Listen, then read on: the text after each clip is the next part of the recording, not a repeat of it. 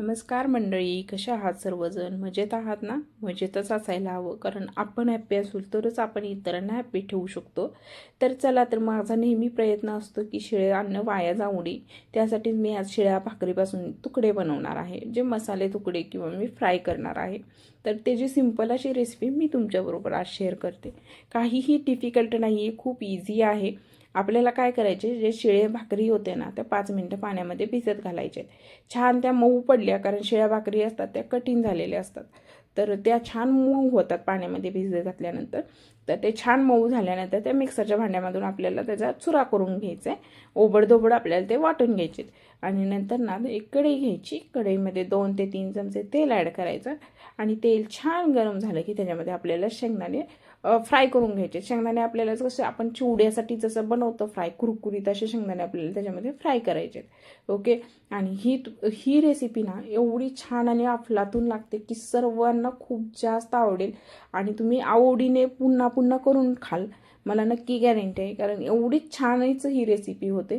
तुम्ही एकदा नक्की ट्राय करा. आणि माझ्या चॅनलवरती नवीन असाल तर माझ्या चॅनलला सबस्क्राईब करा, लाईक करा आणि शेअर करा आणि कमेंट करा. आणि तुम्हाला कोणते व्हिडिओ पाहायला आवडतील, कोणत्या रेसिपीज पाहायला आवडतील ते मला कमेंट करून नक्की सांगा. तर शेंगदाणे छान तळून झाले की त्याच्यामध्ये जिरं मोहरी टाकायची, थोडासा कढीपत्ता ॲड करायचा. कढीपत्ता छान परतून घ्यायचा, ते सर्व जिन्नस छान मिक्स करून घ्यायचे. नंतर त्याच्यामध्ये 2 मोठे चिरलेले कांदे ॲड करायचे. कांदे आपल्याला छान फ्राय करून घ्यायचेत आणि पाहू शकता अशा पद्धतीनं. आणि नंतर त्याच्यामध्ये चवीपुरतं मीठ ॲड करायचं. आणि नंतर त्याच्यामध्ये 2 ते 3 चमचे कांदा लसूण मसाला ॲड करायचा. आणि काही ठिकाणी काळा मसाला यूज करतात, तर ते काळा मसाला ॲड करायचा. आणि हे सर्व जिन्नस आपल्याला छान मिक्स करून घ्यायचे, छान फ्राय करून घ्यायचे. हे सर्व जिन्नस छान फ्राय झाले की त्याच्यामध्ये आपल्याला ॲड करायचे कोथिंबीर, कारण कोथिंबीरीचा फ्लेवर मसाल्यामध्ये टाकल्यानंतरच छान येतो, कारण ती मसाल्याबरोबर मिक्स होते आणि त्यामुळे त्याचा फ्लेवर इन्हान्स होतो, छान होतो. तर छान कोथिंबीर ॲड करून घ्यायची. नंतर त्याच्यामध्ये आपण भाकरीचा जो चुरा करून घेतलेला होता तो ॲड करायचा. आणि घरातले काही बेसिक मसाले ॲड करायचे. गरम मसाला, थोडेसे धनेपूड आणि थोडंसं हळद, एवढंच ॲड करायचं. पाव चमचाच ॲड करायचं, जास्त ॲड करायची गरज नाही आहे. आणि हे सर्व जिन्नस भाकरीच्या तुकड्याबरोबर किंवा भाकरीचे तुकडे ह्या सर्व जिन्नस बरोबर छान मिक्स करून घ्यायचे. पाहू शकता याचा कलर किती छान आलेला आहे, टेक्स्चर किती छान आहे, हे बघूनच लक्षात येते की हे तुकडे किती टेस्टी झाले असतील. तर पाहू शकता अशा पद्धतीने हे छान मिक्स करून घ्यायचं. आणि नंतर काय करायचं, उरलेली कोथिंबीरही त्याच्यामध्ये ॲड करायची. आणि पुन्हा हे छानपैकी मिक्स करून घ्यायचं, कारण हे छान मिक्स होणं गरजेचं आहे. तरच हे सर्व मसाला ना तो भाकरीच्या चुऱ्याला लागेल. आणि हे छान छान पूर्ण मिक्स करून घ्यायचं. आणि याच्यामध्ये ना ह्याच्यावरती ताट ठेवायचं आणि छान एक वाफ येऊ द्यायची. फक्त 5 मिनिटाची वाफ गरजेची आहे याच्यासाठी.